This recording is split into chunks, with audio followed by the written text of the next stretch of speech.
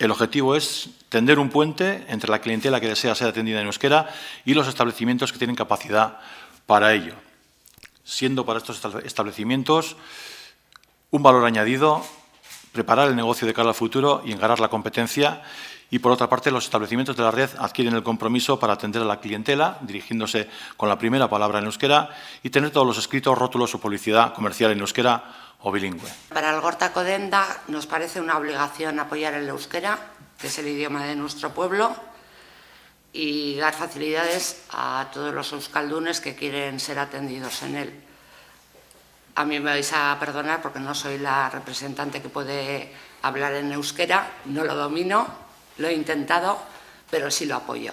Nosotros consideramos, desde luego, muy importante el que se le pueda atender a la clientela en general, en primer lugar por su propia satisfacción y por nuestra propia satisfacción de que la persona que viene a nuestros comercios esté contenta y que efectivamente vea un acercamiento y como una mano que se le tiende para su